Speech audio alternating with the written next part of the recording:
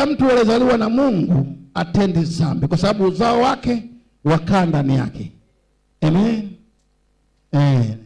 Wala hawezi kutenda dhambi kwa sababu amezaliwa kutokana na Mungu. Haleluya. Uzao wa Mungu kwamba unakaa, wewe umezaliwa na Mungu, uzao wake unakaa ndani yako, uko ndani, Mungu yuko ndani. Amen. Bwana Yesu asifiwe. Amen. Mungu yuko ndani mwako. Haleluya. Amen. Na ni mkuu kuliko nje. Amen. Bwana Yesu asifiwe. Amen. Ni mkuu kuliko aliyekuwa nje. Amen. Yaani ni mkuu, sema ni mkuu. Ni mkuu. Haleluya. Amen. Sasa nahubiri hapa, kuna watu walishaambiwa huyo msiende kumfuata. Huyo mtumishi wangu achana naye. Changani. Ina matunguli na melisi. Haleluya. Amen. Bwana Yesu asifiwe. Nisingeweza kufungua watu macho ya rohoni. Nisingeweza kusema kufungua macho watu rohoni wanione mimi ni mchawi. Nisingeweza. Changanya. Yako makanisa hawawezi. Amen. Kwa sababu utawaona. Amen. Utaona mambo yao. Mpaka Mungu anambie sasa fungua watu kwa kiasi. Ndio maana na maombi wangu wote naomba nao nimefungua macho. Amen. Bwana Yesu asifiwe. Amen. Na sitaendelea kufungua tena wengine. Nitaendelea kwanza hao. Mpaka nidilizishe kwamba huyu atamtumikia Mungu. Na kuna wengine hawako tayari kumtumikia Mungu.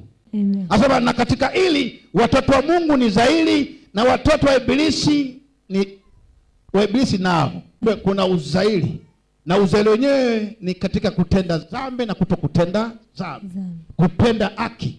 Napenda wengine wafunguliwe. Napenda watu wasionewe. Amen. Haleluya. Amen. Haleluya. Napenda watu wasionewe. Kuna siku nilisafiri enda Songea. Kuna ndugu yangu mmoja, walikuja baadhi ya watu fulani, kama na ndugu yangu wengine. Anasema, "Yaani huyu anajifanya anaombea watu hapa. Yeye ni Mungu." Tutaona. Sasa inakuuma nini mimi kuwasaidia watu?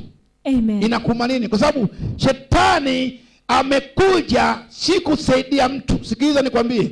Shetani hayupo kusaidia mtu yoyote. Amen. Ukipata msaada wa kishetani, jua kwamba talipa gharama na kuzimu inakuhusu. Amen.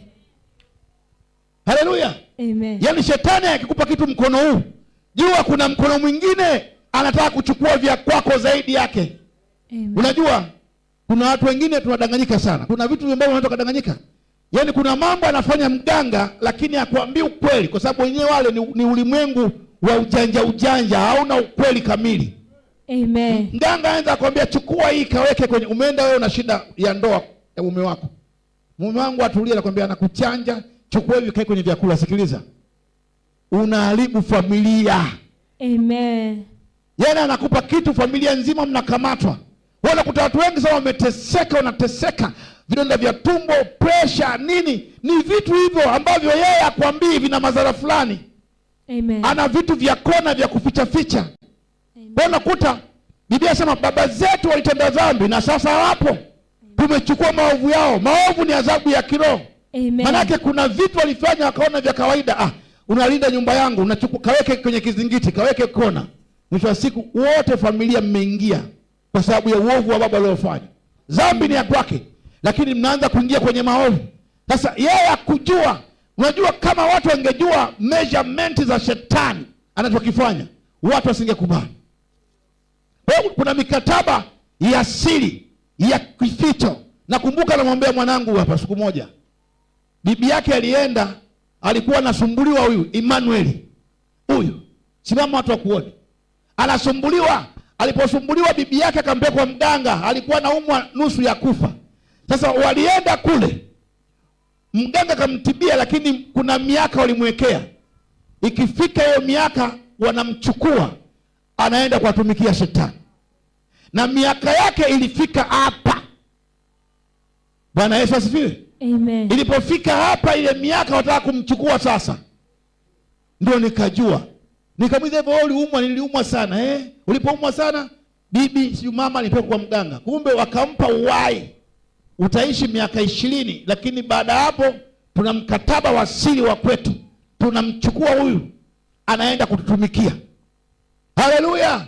Amen. Lakini kwa sababu alikuwa kwa Yesu, haleluya, maana imeandika amemeza mali, lakini Bwana ameyatoa yote tumboni kwake, kwamba shetani amemtapika. Amen. Amen. Haleluya. Amen. Hakuweza kummeza. Yesu anaga urafiki wa namna hiyo. Anaposema tumekufa pamoja naye, tukafufuka pamoja naye, tukaketi mkono wa kuume, tumeketi na Yesu. Haleluya. Amen. Kwamba ili mtu aweze kumtoa mwana wa Mungu lazima akatafute kibali kwa Yesu.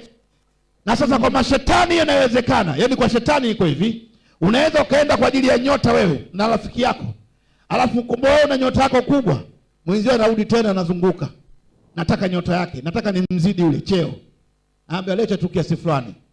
Yule katoa 300,000, wewe leta 500,000. Ukizidisha dau, kitu kinageuka. Mganga yule yule. Haleluya. Amen. Mganga yule yule anageuka.